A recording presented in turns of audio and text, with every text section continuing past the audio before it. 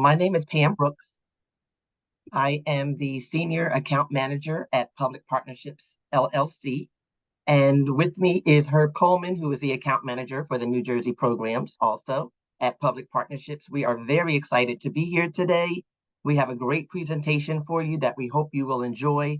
And we do want to thank all of those who have invited us to be part of this second annual Self-Direction Conference. We are very excited to have been invited and very happy to present the information that we're going to present to you today. Again, as Marian has said, we ask that you put your questions in the chat, which I believe she'll read at the end of the presentation, and we'll be more than happy to answer them for you. I'm going to go ahead and share my screen with you. And you'll let me know when you can see it.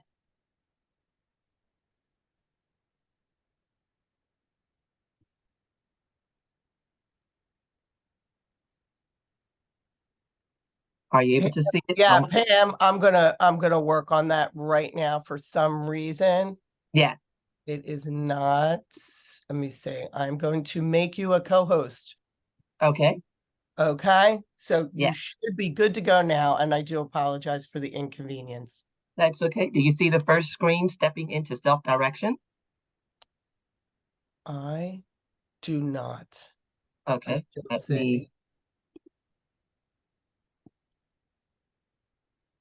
Let me go back out. And it's showing on my screen. And I hit. Can people give us a thumbs up if you can see it? It could just be my screen because I am the host and I am monitoring the wait room to make sure I'm letting people in. So Understood. Herb, do you see it?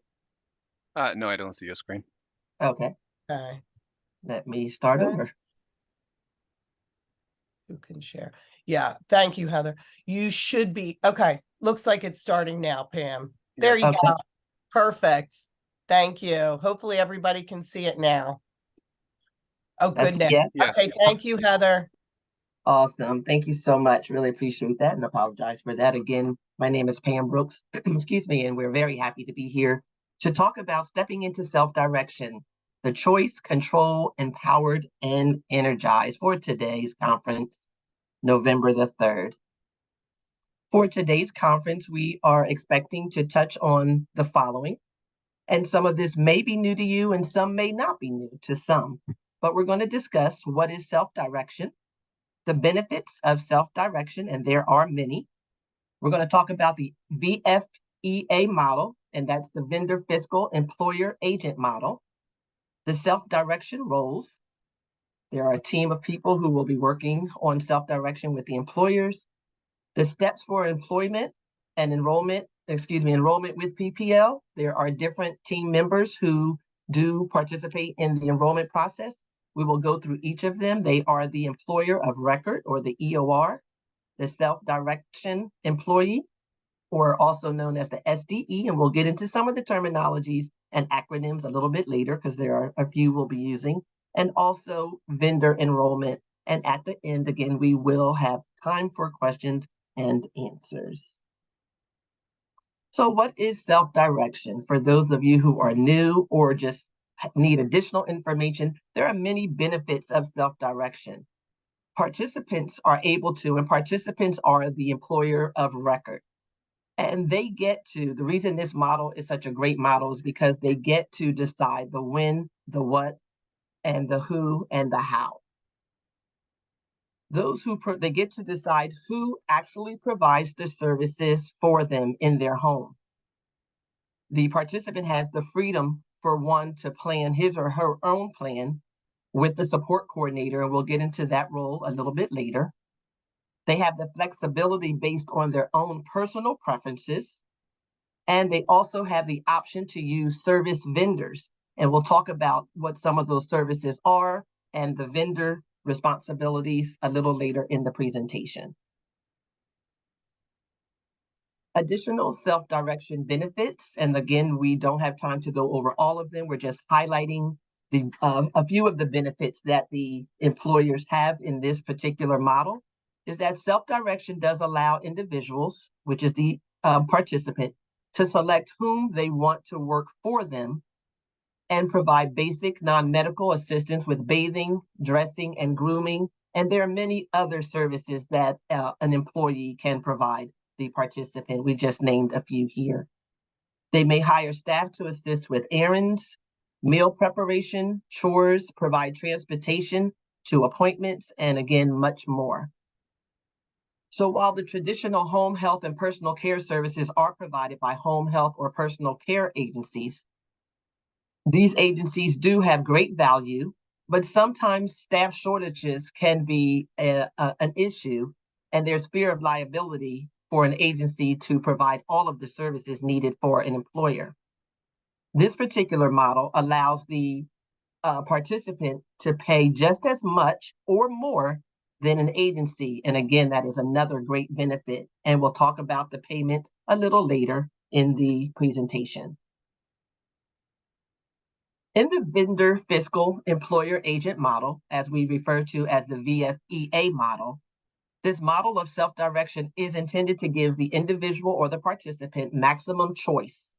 There's flexibility, control over how and when services are delivered, and again, which is really important, who is actually providing those services.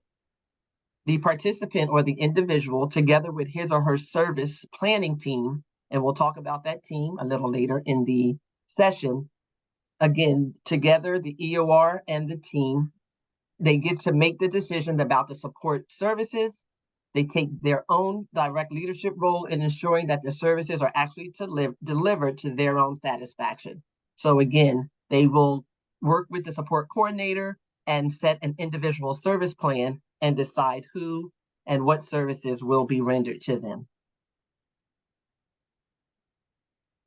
There are two basic key models of this model. They are the employer authority and the budget authority. And I'll go into each of them just briefly, but there will be more to come a little later in the session. Under the employer authority model, the individual or the participant serves as the employer of record. So they actually are the employer of those they hire, and they get to hire those they want to work for them in their home. And also they also ensure that they're receiving the services that they want. So they hire the self-directed employee to deliver services funded through their individualized budget. And that budget is worked out and worked with the support coordinator. We'll talk about the support coordinator in just a few moments. With the budget authority, another key component of the VF and EA model, the budget authority provides the individual with control and flexibility over his or her own budget to purchase a range of goods and services. So in addition to paying for the employees to take care of the services for the participant, there's also vendors who have a range of goods and services that are provided to the employer. The individuals have additional flexibility to use their self-directed funding, not only to hire the self-directed employee, as I just mentioned, but also to purchase the goods and services that typically these vendors are able to provide. And some of those services may be swimming lessons, horseback riding, and much, much more. And we'll get into what vendors offer a little later. The individual or the employer, the participant, can negotiate a rate of pay within the DDD approved range. And they do that along with their support coordinator when they are completing their individual service plan. So Public Partnerships, LLC, we are the financial management services fiscal intermediary. And what we offer and what we do is we provide assistance with distributing payroll, paying invoices, deducting required state and federal taxes and insurances, and we monitor the budget amounts that are set forth by DDD. As I mentioned a little earlier, the employer does have a team of people that work with them. And I'm just going to go briefly over some of those self-direction roles and the responsibility that each of those persons in those roles have for the employer. So we have the support coordinator. They facilitate the planning process and create the individualized service plan along with the employer based on the budget set by DDD, the Division of Developmental Disabilities. Then there's an optional team member called a support broker. And again, this person is optional if the employer decides they'd like to work with a support broker. The support broker serves as the agent for the individual. They identify immediate and long-term needs for the employer, and they help develop options for assessing identified support and services.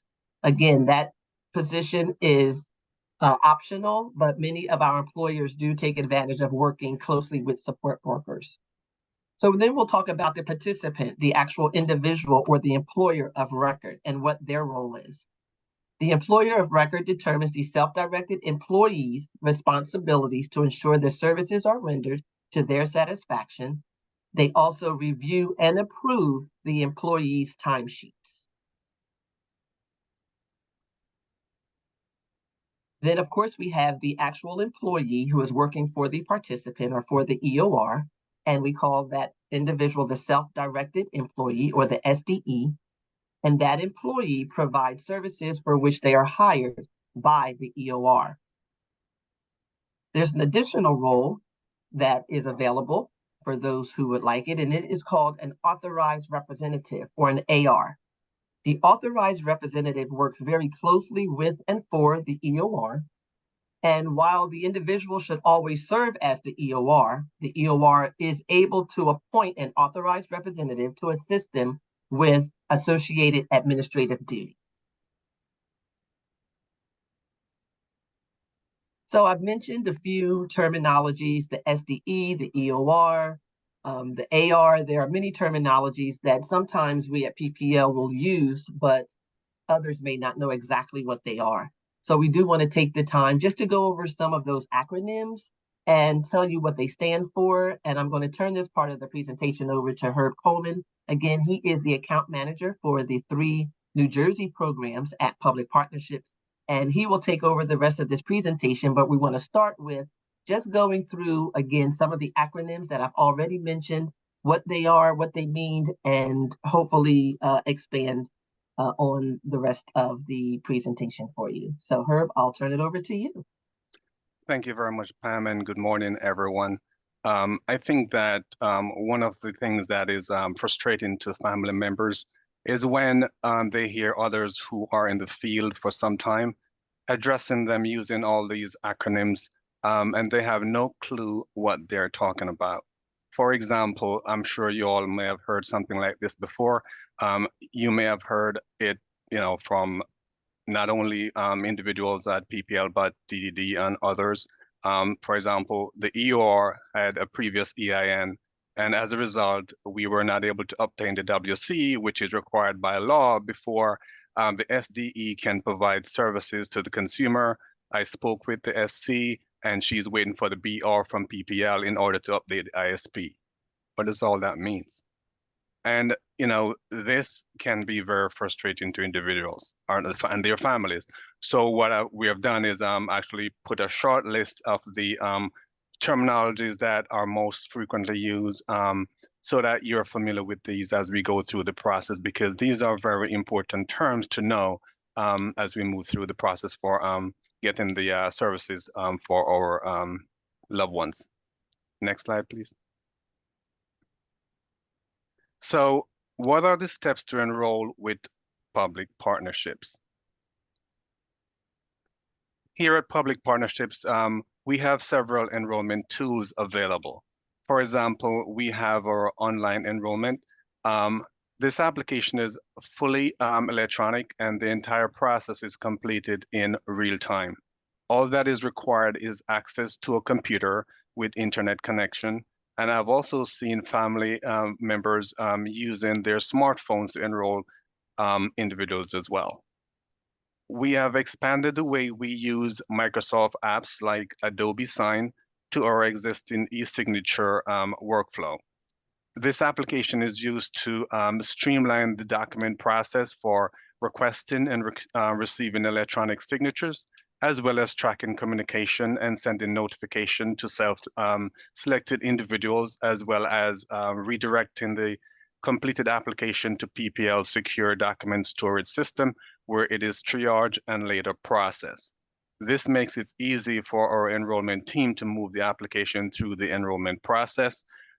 We do have the option to send pre-populated application packets for the consumer and the self-directed employee, and we can send those via secure email or via the post office. Next slide, please. Now, we have talked about the enrollment tools available to us. So please allow me to walk you through the enrollment steps from start to finish for the employee of record and the self-directed employee.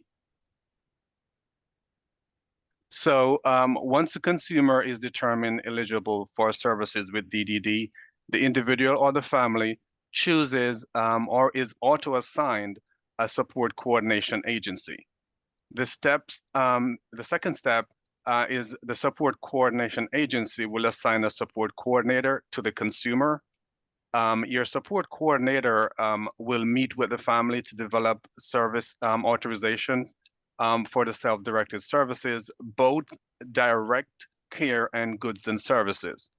Your support coordinator will also create and submit a referral to public partnerships. Next slide, please. So step one is within 24 hours after the referral is received by public partnerships, a DDD specialist is assigned as the individual direct point of contact. That same DDD specialist will also serve as a point of contact for the support coordinator. The actual role of the DDD specialist is to assist the support coordinator and the individual through the enrollment process. They're also responsible for providing ongoing and timely communication regarding the individual's enrollment activities. Within 3 days after receiving the referral, the DDD specialist will contact the individual and conduct a welcome call. During the welcome call, the DDD specialist will introduce the individual to the self-directed option, provide his or her contact information, as well as answer any questions that the individual or the family may have.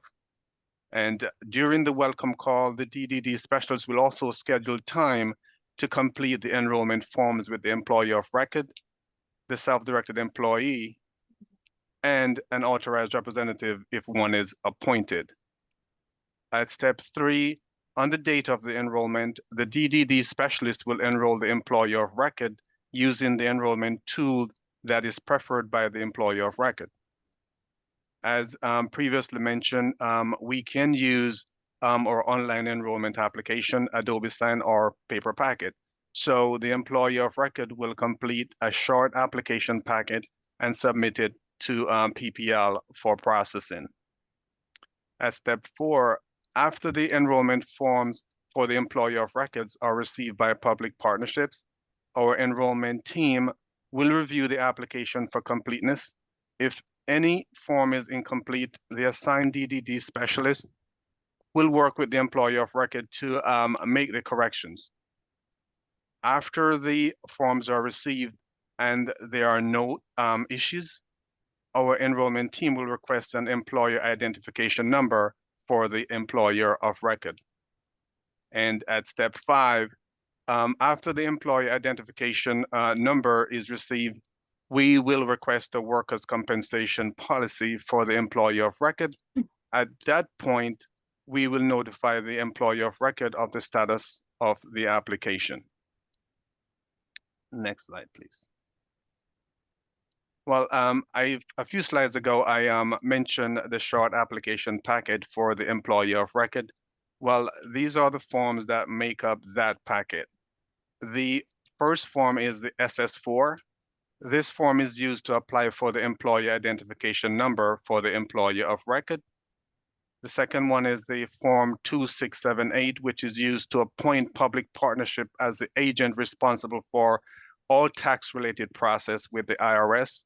So the employer of record is not responsible for withholding taxes or filing taxes as it relates to the DDD program. It is public partnership's responsibility. Form M508R, this is used to appoint public partnership as the taxpayer representative for the state of New Jersey. So as you can see, public partnership is responsible for everything related to taxes with the state and the federal government. The last form is the workers' compensation broker of record authorization and form, and it includes a short questionnaire. The broker of record form is used for you, the employer of record, authorizing public partnerships to engage an insurance broker for the placement of the workers' compensation policy. And lastly, the workers' compensation questionnaire contains a list of questions that all employer of records in a self-directed program is required to complete. So these are just the 4 forms that make up the EOR application. Next slide, please. So at PPL, we can enroll the SDE using any of the tools available to us, and we will also select the tool that best preferred by the self-directed employee. I will show you the process for each tool. So this is the process if the self-directed employee chooses to use the online enrollment process. With our guidance, the employee of record will create a user ID and password, then log into Public Partnerships Better Online portal. The employer will register the self-directed employee. Step 3, the employer of record will send a link that contains all the required enrollment documents to the self-directed employee via the email address. The self-directed employee will complete the application online using a computer or smartphone and submit the application. The application will be routed to the employer of record for review and approval. And step 5, the employer of record will review the application and sign, then submit the application to public partnership for processing. PPL will receive the application, and auto email will be sent to the employer of record informing him or her that the application was received at PPL, and we will start processing the application. Next slide, please. Thank you. If the consumer chooses to use Adobe Sign to enroll, the DDD specialist will initiate the Adobe Sign process. The self-directed employee will provide the DDD specialist with personal information such as name, phone number, address, as well as his or her emergency contact details. The next step at step 3, the DDD specialist will configure the Adobe Sign application to send the application first to the self-directed employee, then to the employer, then to PPL with the option to copy, of course, the support coordinator as well. At step 4, the employee will review the and electronically sign the document and submit the application, which is automatically routed to the employer of record. The employer of record will review the application and electronically sign and submit the application for processing to PPL. At step 6, if there are any issues with the application, the DDD specialist will work with the employer of record to resolve them. Next slide, please. If the employee chooses to complete the application using paper packet, we will collect the information from the self-directed employee. Then at step 3, we will send the pre-filled packet to the self-directed employee via our secure email or through the post office. At step 4, the self-directed employee will review and sign the application, and thereafter the employer of record will review and sign, then send the application back to PPL. And at step number 6, PPL will start processing the application. So whether you're using online enrollment or the Adobe Sign or paper packet, after PPL received the self-directed employee application, we will start the employee enrollment process. If the employee passes the initial background screening, which includes central registry and OIG check, then PPL will send the self-directed employee the link for fingerprinting, drug testing, and child abuse registry check.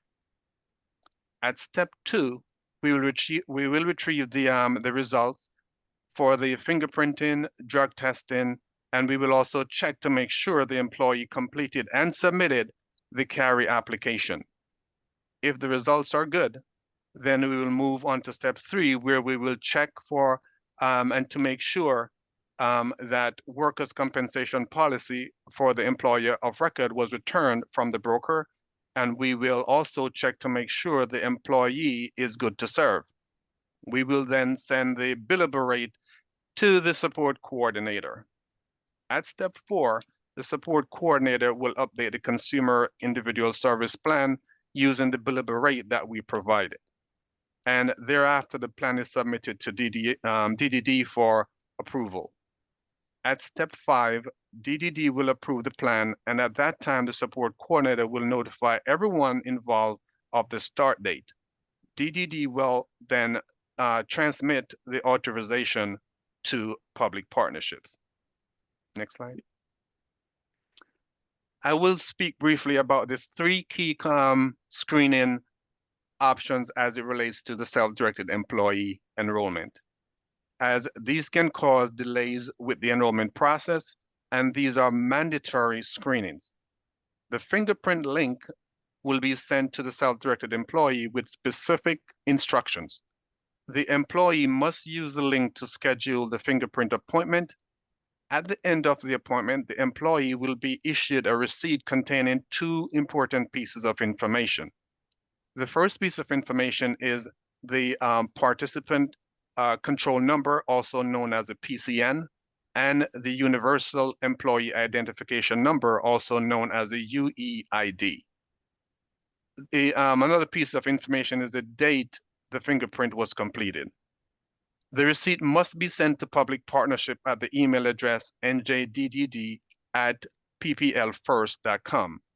After we receive that receipt, we will use the information on the receipt to retrieve the fingerprinting results.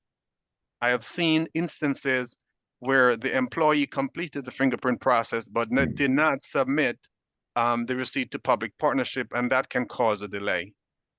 And as listed here, the fingerprint result can take up to 10 days to appear on the fingerprint approval retrieval application site, also known as FARA. Next slide, please. The drug test link will instruct the employee to schedule a drug test appointment with Quest Diagnostic. The management and reporting of the drug testing results are done by i3 Screen, which is an advanced electronic screening management system. After the employee scheduled the appointment, an email including the confirmation number will be automatically sent to the employee. The employee will bring that confirmation email and a government ID to Quest Diagnostic on the date of the appointment. The drug test result will appear on the i3 Screen portal, where it will be retrieved by PPL. If the employee receives a link and does not schedule a drug test appointment within 48 hours, that link will expire, and the employee will need to request a new link. Next slide, please. The last screening that I want to mention is the Child Abuse Register Information Check, also known as CARI. The employee must use the link that is provided to complete the CARI application within 10 days from receiving the link. On the 10th day after the link is sent to the employee, the DDD specialist will check to see if the application was submitted. The SDE will not be allowed to provide services if the CARI application is not submitted within 10 days or until the application is submitted. Next slide, please. So after the employer and the self-directed employee applications are completed and the support coordinator provides the start date and PPL receive the authorization from DDD, it is now time to conduct the orientation with the employer of record and the self-directed employee. As part of the orientation, the DDD specialist will provide the EOR and the SDE with access to our Better Online portal, as well as our Time for Care application. We will also provide instructions for using the application. We will provide step-by-step instructions about creating, reviewing, and approving timesheets. We will discuss the authorization, and we will also spend as much time as possible reviewing the service detail report. This report is very important as it covers the distribution of the hours. We will also review the payroll schedule, and for your information, payrolls are processed bi-weekly. We will also review service documentation. We will provide an overview of fraud, waste, and abuse, and we will also provide contact information for all the key contacts at PPL, such as our multi-language customer service call center. And lastly, we will review the service, the SDE mandatory training requirements. All self-directed employees are required to complete the DDD mandatory trainings within 6 months of hire. The DDD mandatory training requirements are implemented to ensure that all self-directed employees are credentialed to ensure the individual safety. As part of the orientation process, your assigned DDD specialist will register the self-directed employee on the College of Direct Support website. These trainings are self-guided. The CPR first aid training is classroom-based, and recertification is required every 2 years. The CPR first aid training is not offered by the College of Direct Support. They're offered by certified licensed CPR first aid trainers throughout the state. DDD will reimburse for the mandatory training, including CPR first aid training hours and fees. The DDD mandatory training bundles include the DDD life-threatening emergencies, DDD Stephen Comenius Law, DDD shift in expectation, prevention of abuse, neglect, and exploitation, models 1, 3, 4, 5, and 7, and medication training, if applicable. And as mentioned before, the CPR first aid training, which requires recertification every 2 years. Thanks. Now, let's briefly discuss the timesheet process. So, as with everything under the self-directed option, there are choices when creating, submitting, and approving timesheets. Employees can submit timesheet electronically through our Time for Care app via the Better Online portal. Time for Care app is a mobile application that allows for timesheet submission. It is quick, easy, convenient, and secure. This app works on all smartphones and tablets, and it is fully integrated with our Better Online portal, and it is also free to download. The Better Online portal also allows for the submission of approved electronic timesheets. Next slide, please.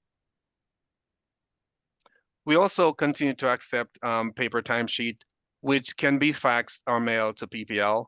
The dedicated fax number is listed on the paper timesheet, and all timesheet must be approved by the employee of record or the authorized representative if one is appointed.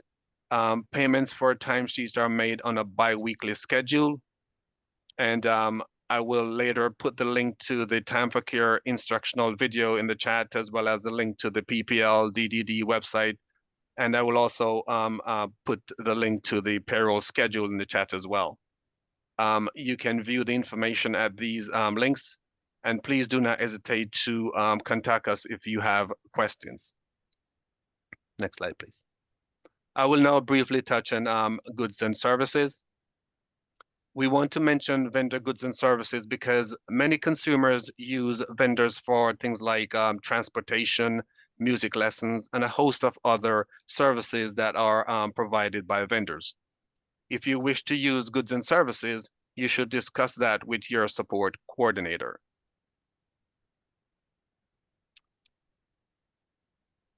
If you choose to use vendor for goods and services, that vendor must register with PPL so that after they provide services, they can be paid. The vendor enrollment packet includes 3 forms.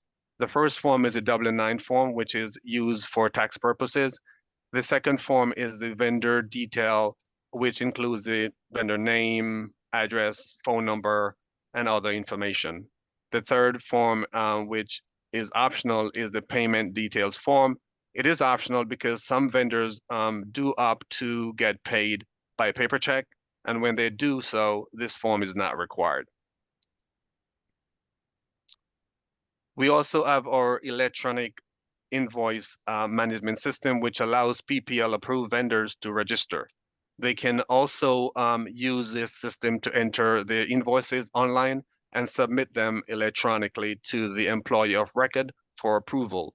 We highly recommend that vendors use the e-invoice system because it is easy, user-friendly, and much faster way of getting paid for the services that they are providing. Next slide, please. This is the vendor payment request form. Those vendors who choose to use paper will complete this form and submit a copy of their invoice along with the form to our invoicing team, which at that time it will be processed and paid. Now, I will also share some additional information about dual enrollment. PPL is the fiscal intermediary for the Personal Preference Program and the DDD program. And the New Jersey Department of Human Services permits individuals to be dual enrolled in the personal. I'm sorry. I'm sorry, Okay, could you mute I yourself, was please? also looking because I got a letter and or an Or email thing, really, and I think apologize. it's they just are pushing the generics big time. Can the person who's not muted please mute themselves? Thank you. I'm sorry about that. So as I was Yeah, saying, I'm moving. the New Jersey Department of Human Services permits individuals to be dual enrolled in the Personal Preference Program, which is administered by the Division of Disability Services, as well as enrolled in the DDD program. And since PPL cannot combine wages and tax reporting for individual dual enrolled in PPP and DDD, we must appoint an employee of record for the consumer on the DDD side. So this is just some additional information I wanted to provide to everyone. Next slide, please.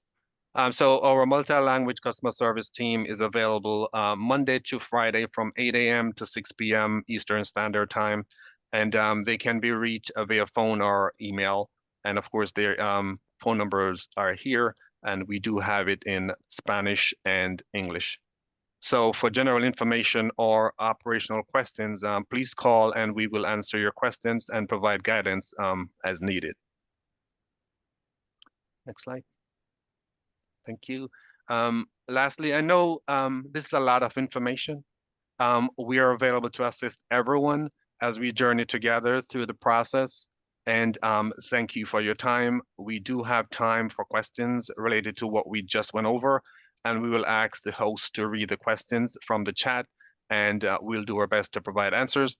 If we're not able to provide answers to your questions, we will take them away and provide your response by November 6th, which is next Monday. Thank you, and I'll turn it over to the host.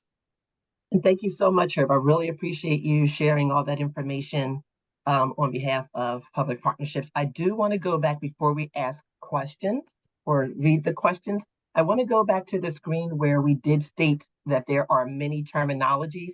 I just want to confirm and ensure that some of the acronyms that we did use, that you actually know what they actually stand for. So I'm just going to read through them. I know Herb and I have, said EOR, employee of record, but I just want to make sure that on this session that we do just state what those acronyms actually mean or stand for, and that may help answer a few of your questions. Once we do that, we will be happy to ask the moderator if she would please be so kind to ask the questions that you have put in the chat. So I'll just go through the list. Again, we have referred to the individual or the consumer or the participant That is actually the person who is receiving the services. So that's the participant. The SDE we refer to is the self-directed employee who works for the participant. The EOR stands for employer of record that we've explained earlier. Support coordinator is the SC. DDD is the Division of Developmental Disabilities. The EIN stands for the employer identification number, which is required for the employer to be a part of the program. PPL is Public Partnerships, LLC, for which Herb and I work with. And 4, ISP is the Individual Service Plan, which is the plan that the EOR and the support coordinator work on together, which includes the budget that comes from DDD. The SDR is the Service Detail Report, which is reviewed along with the DDD specialist and the EOR. As Herb has mentioned, the PCN is the Participant Control Number. CDS is the College of Direct Support, by which the trainings are conducted. And lastly, FWA stands for Fraud, Waste, and Abuse. And that information is also shared with the employer and the employee at the beginning of enrollment. So I just wanted to go through those again, just to make sure that we had highlighted what those acronyms actually mean. So Marion, would you be so kind to read the questions that appear in the chat? I sure will. I first want to thank you both for an excellent presentation, really informative, and I appreciated, as I'm sure everybody did, the slides containing so much information. May I ask you to add SB as an acronym for the supports broker service? Yes. Or supports brokerage? Thank you. Even though that service is optional, just a little plug here. Yes. You're really important support for Absolutely. people as they self-direct. And I know your organization works with a number of different brokerages in New Jersey to mutually support people. Okay, so thank you everyone for placing your questions in the chat. We really appreciate your time and attention. I'm going to start at the top. We had a question: can an EOR, employer of record, hire an authorized rep, such as a supports broker, to maybe handle some of the paperwork, but not all? The answer to that question is yes. They do have the option to engage a support broker as part of the enrollment process. Can that supports broker act as an authorized representative? No, we have seen that before, and that would be a conflict of interest.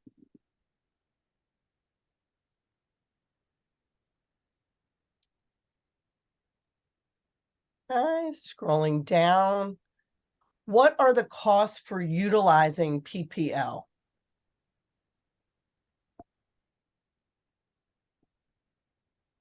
So I'll answer that. The cost for utilizing PPL, so the employer actually receives a budget through the state, through DDD. And in that budget, they're able to pay for their goods and services and also pay for the employee's hours. There's no additional cost that an employer would pay PPL to be a part of the program. They're just using the budget dollars that they are given from DDD to provide those services. So there is no additional cost or no cost to the EOR. Did you have anything to add to that, Herb? No, thanks. Okay.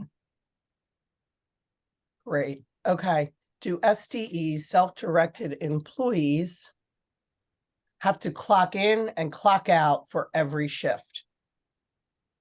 At the moment, DDD does not engage with the electronic visit verification, but I can tell you that I'm sure that's probably coming, but not right now. Okay. And you got a nice little emoji there at 10:46, so I just wanted to note that. Thank Nice you. little comment. Can we get a copy of the slide package? Yes. How would we make this available for the participants? We would love to make this slide presentation available for all. Okay. Yeah, the we can board. certainly, the collaborative can work. I know that sessions such as this being recorded. So we'll work to get the packages out to those who want it. Okay, and Thanks we'll be for happy making to. it available. Okay, that sounds good. So if you need us to email that to you, we'll be happy to, so that participants are able to review those slides again. Great. Okay. Is there a way for the EOR, AR, or SDE to view the process status of various paperwork, excuse me, in the PPL system? If the PPL assistants are not responsive to questions, how can the EOR, AR, SDE check on status of the undergoing process? If they're not receiving responses with regards to the process, they can always reach out to our customer service team. The process there is our customer service team will create a case internally and engage the DDD specialist or the DDD specialist supervisor, and to generate a response back to the employee of record or the authorized representative or the self-directed employee. Okay, thank you.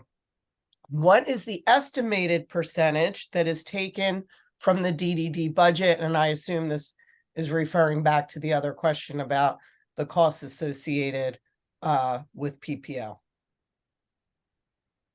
Can you ask that question again, Marion? Or can. What is the estimated percentage that is taken from the DDD budget? I'm not really sure how to answer that, because basically, again, the Taken. budget. I'm sorry, was someone speaking? Okay, the budget is received from the division for each individual employer, and they work with the support coordinator with the budget that they are provided to provide the services or payment to the vendors that may be offering goods and services, and also for the employees who are going to work for that participant or for that EOR. So I'm not 100% sure what you mean by what percentage, but the support coordinator works with the employer to work out the budget that is set by DDD to pay for those services. Again, that money is not taken from the budget and given to PPL.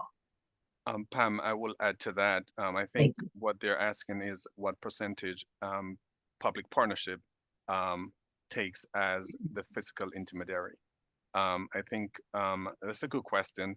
That is based on some tax calculations, because I think that each consumer may have a different percentage.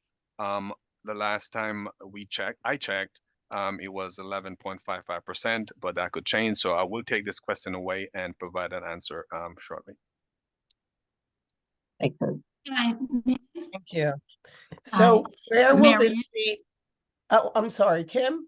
Yes, I just want to kind of piggyback on the responses from both Pamela and Herb, and to just reiterate that but the answer that Pam provided is accurate based on the question: is any part of the participant's budget paid out to public partnerships? And as Pam stated, that is not the case.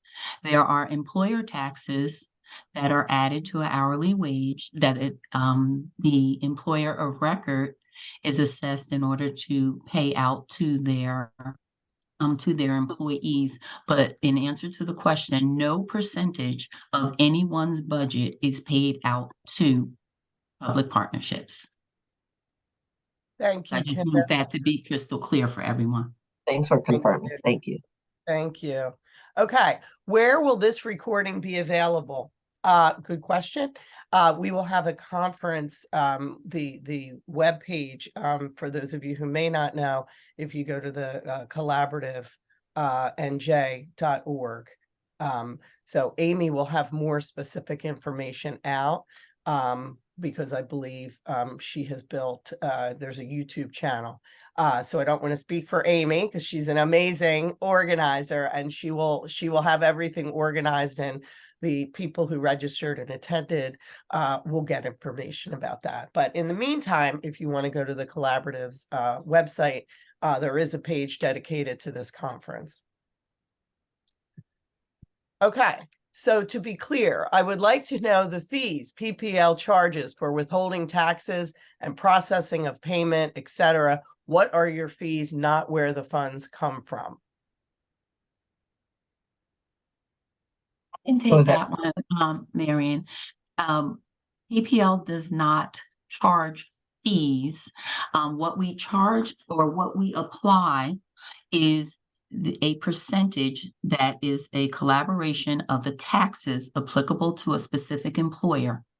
So if you hire an employee and you determine that their hourly wage is going to be $12 per hour, public partnerships will add on to the $12 per hour those fees that you, as the employer of record, are responsible for. And they're not fees, they're taxes, right? In summary, they're called employer taxes, and that is how we arrive at the billable rate. This is not something that PPL determines what those numbers are going to be. We advise you what the number is going to be, but they are based off of the taxes that are applied to the hourly wage to come up to the billable rate. That billable rate is then provided to your support coordinators, and they use that and include it for assessing the services that you're going to have. So again, these are not fees that PPL gets paid or determines on our own. These are the normal federal federal and state tax withholdings that are required. And that's part of our role, right? As your fiscal intermediary, is to advise you and to make sure that you align with all of the responsibilities of being an employer. Thank you, Kim. What is the average turnaround time for an SDE application to be completed? The average turnaround time for an SDE application to be completed would be max 2 weeks. And I say 2 weeks because they have to be fingerprinted, get drug testing, carry checks, and all those takes time to be processed. So I would say the average is about 2 weeks. However, I've seen instances where we turn it around in less time than that. And that's with the assumption that the application is completed thoroughly, correct? That is correct. As I mentioned during the presentation, fingerprinting can take up to 10 days, right? So that's 10 business days right there. So, yeah. Right. Thank you. Yeah, Marion, thanks for that caveat, because the enrollment process is contingent not only on public partnerships processing submitted paperwork, but also there are several tasks, especially with the employee, everything ranging from their fingerprints to submission of their carry checks to, there are just several aspects of that process that we have seen can take time. You have a certain window by which you need to do something. Sometimes an email is sent, it isn't received timely, a new request has to be sent in. So there are varying, tasks involved in the enrollment process that can affect the amount of time that it's taking to get someone enrolled, up to and also including absence of a phone number or email address when we get the referral, because then we don't have a way to be able to reach out to someone to even initiate the process, or we don't have an email address that's required to send the drug testing information out so that someone can get it. So varying factors, but in all scenarios, public partnerships is always trying diligently to ensure that we can get people enrolled as expeditiously as possible. We're well aware of the repercussions when employees can't be hired timely. All right, appreciate that, Kim. And just another little plug. I know I'm just your room host, but the importance of the role of the supports broker, and I think New Jersey Yes, DDD is doing a fantastic job yes. of getting information out about that service. There's brokerages that are working really hard to reach people and to let people know that they, they are available to assist in employer related assistance. I mean, this is be a real help to employers. So, okay, I'm gonna ask that people stay muted. Thank you. Okay, so does a company being used to provide an environmental modification have to apply as a vendor first? That company will, of course, need to apply as a vendor on PPL side, so that when they complete the services, they can provide the invoices and payment requests, and they'll be paid. So yes, Okay, they will need to register. great. To add to that one too, I'm just the adder for today. Be the adder. You go right ahead. I just want to add that any vendor that any participant is using must enroll with public partnerships. And there is a vendor enroll packet that is available on the website that will guide a vendor through both the enrollment process as well as what the process is for submission of invoices. And it is and remains crucial that vendors have a copy of the service detail report, because it is from the service detail report that the support coordinator or the participant can provide to the vendor, where the service and the outcome, the plan outcome and service numbers, which are necessary for inclusion on the invoice, as well as the units and the rate of pay that have been allocated in a participant's budget. So it's important that the vendor knows that. So when they submit their invoices, we can pay them accurately. Because again, public partnerships can only pay for services that have been allocated via an authorization.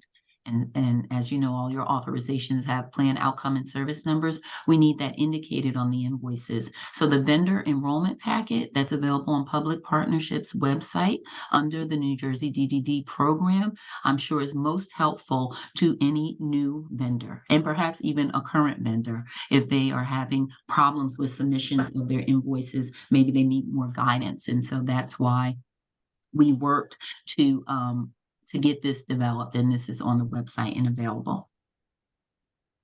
Thank I you. also want to add, Marion, that what's also on the website is a list of community vendors that we currently work with. That is also on the Public Partnerships website under DDD. Nice. Okay. Yeah, that's a good thing to know. I just want to note that I do have 11:02, so I just want to make sure the presenters are okay staying in for a few extra minutes. Yes, Guys if you okay? still Okay. have time in the room, yes, we are still Thank available. you. We so appreciate this, and we appreciate all the participants staying on too. So we'll get through this. So kudos, thank you. This is a thorough, detailed, and very informative presentation. So I would agree. Who do we talk to when we feel that the turnaround for SDE application is beyond the 10 to 12 business days? Again, you could call the employee, or the employer could call the customer service or the DDD specialist and work with them to find the status of where the application is, and be able to provide, we will be able to provide through those means the answer to their questions. So again, customer service or the DDD specialist would be the first point of contact for questions such as that. Okay, and then back to a former question, and I do want to make sure that we get to these other topical questions before we end, but I think that the person asking about PPL's fees is thinking about what we families have been told, that the fiscal intermediaries are paid out of the budget. That's in air quotes. It does depend in the hourly rate set for and then I believe it's continued down here for an SDE. For example, Easter Seals attaches a $26, 27%. And as Mr. Collman stated, PPL attaches about 11.5%. So it seems like this may need some clarification outside of this Mhm. session, because there still seems to be some Yes. misunderstanding or whatever the case may be. So would you guys take this question and then clarify that outside? Okay, I just want to make sure that we get to other topical questions that that people had. So thank you for that. Justin from DDD, thank you, has put into the chat the New Jersey DDD vendor enrollment information. So that's there for people if they want to click that in the chat. Thank you, Justin. Okay, then I am assuming that a supports broker would be considered a vendor registered with PPL. No. No. The support broker is only required to submit a support broker form in the form in PPL that they will be the support broker for that individual so that we can communicate with them. And that form is on our website as well. Yeah, I'll just add that you would work with your support coordinator to identify a supports brokerage who is qualified through DDD to provide that service, and it would be entered into the plan. Who is the DDD specialist? The DDD specialist is an enrollment specialist as well, who is connected to the individual as a direct point of contact here at PPL. So everything revolves from the enrollment process through to the paying of timesheet. They will be the assigned to the consumer as well as the support coordinator for everything related to that individual. So if they have an issue, they can always reach out to the DDD specialist, who should respond back within 24 hours. And the same goes for the support coordinator as well. If they do have questions, they'll reach out to the DDD specialist that is assigned to that consumer. Okay, and then a continuation is where is that DDD specialist listed on the SDR? The DDD specialist is not listed on the service detail report. The way the DDD specialist gets engaged is once we receive the referral from the support coordinator here, what we do is we assign a DDD specialist to the individual, and that DDD specialist will actually initiate the welcome call and engage from that point with the consumer. Okay. And somebody is saying, okay, that person's saying I never got a welcome call.